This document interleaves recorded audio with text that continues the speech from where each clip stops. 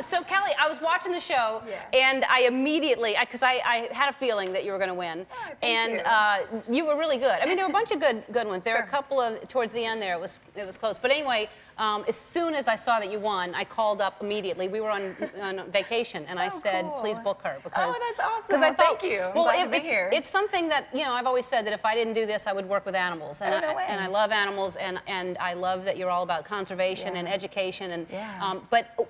For those of you who haven't really seen the series, Jeff Corwin, who's been on the show, who does stuff like this, was one of the judges, and it's basically putting you in situations, and you didn't really know what was going to happen. And with the tiger? Yeah. Absolutely not. Yeah.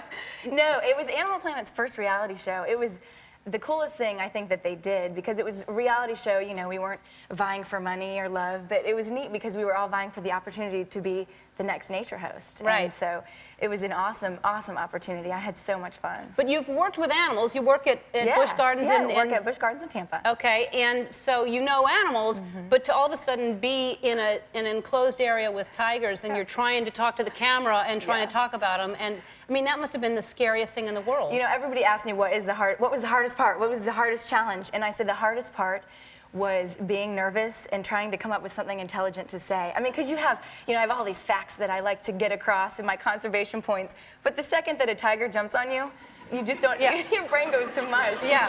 You're like, but you were really calm. You kept talking, and I mean, that thing was just, it was on you. Yeah, it was. Was it declawed, or did it have claws? No, it had claws. Wow. It was a juvenile, so luckily for me, he was just playing, and so that's why I felt safe, and we had Doc Antle's staff that was right there in case anything happened, but those tigers were juveniles. Like I was saying, if it was a full-grown tiger, I would have had some problems. But one had, if I'm not mistaken, one had come up and stalked you earlier also. You turned your back on the tiger and you were talking about it, and it started running. Yeah, I didn't learn my lesson, did Yeah, I? no.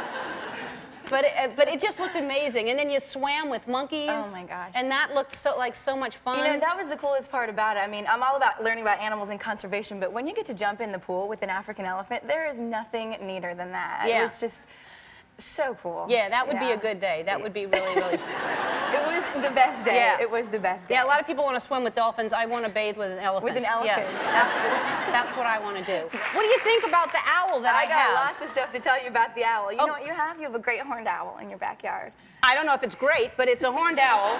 And you were saying how big they were. They get up to 2 feet.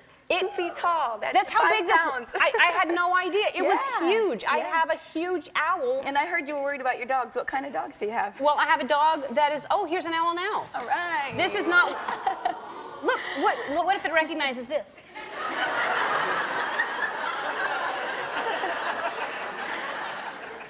All right. This is Groovy the owl. Actually, I heard Tony would want to hold the no, don't scare Tony. Tony doesn't like birds. No, just kidding. But can I pet it? Yeah, you can pet him softly on his back. Tell me how those feathers feel. They're real soft. Very, very soft. Fluffy. That's actually what allows owls to have completely silent flight. And so that's why I was asking you what kind of dogs you have. Don't leave them out at night. No, that's what I'm saying. Since I saw the owl, I'm out at 3 in the morning with a robe going, go potty, go potty, because I don't want to leave it by itself. The dog is that big. Can an owl get it? How much does it weigh? Probably like 30 pounds. Probably not. No, really? The great horned owls, they will take larger prey, maybe bunnies, but if your dog's not out at night, that's when these guys hunt. So if he's out at night, just keep him supervised. That's what I was doing. Yeah. You know what I'm going to do is I'm going to buy like a big Great Dane suit for it, and it's going to wear it's going to look like a different dog. Yeah, let me know if that works for you. So now, cool about owls, did you think they could turn their head right on cue. Did you a lot of people think that they can turn their heads 360 degrees. Not true.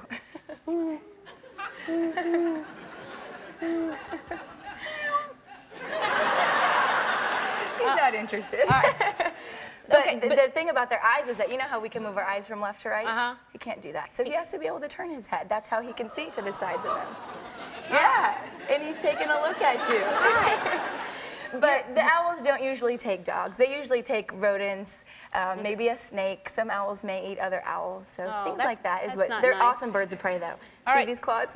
You have more animals, I do right? have more Don't go anywhere and don't move that owl. We're going to be right back with more animals and more of Kelly Diedring. Right back. We're back with Kelly Diedring, and we're also sitting here with a sloth. What kind of sloth is this? This is a two-toed sloth. These guys come from South America. Isn't he cute? Now, can you see these really, really long, sharp claws? Right. We should clip those. Let me get them.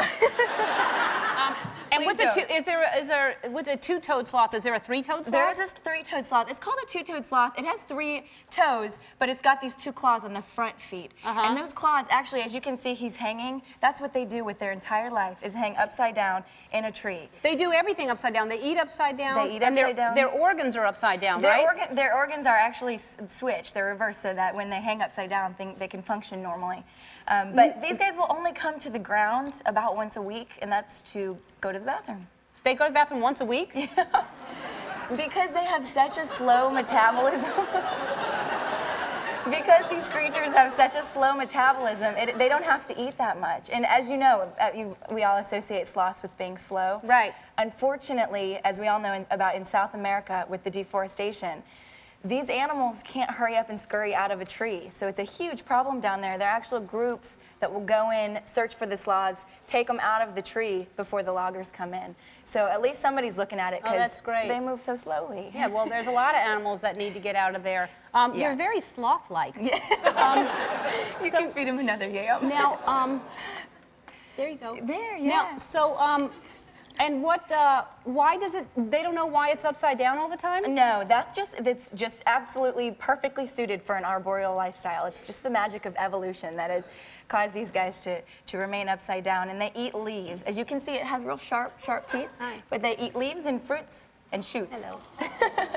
How are you? So, yeah. We have a lizard. Do we want to bring the lizard? Well, no, we actually don't have time, but I want you to come back because I have nothing more for you. I have nothing more for you. Here, I'll give you this. Yeah, actually, I want to have you back, and congratulations for winning. Thanks for having me. And awesome. thanks for helping everybody learn about conservation. Thank you. We'll be right back.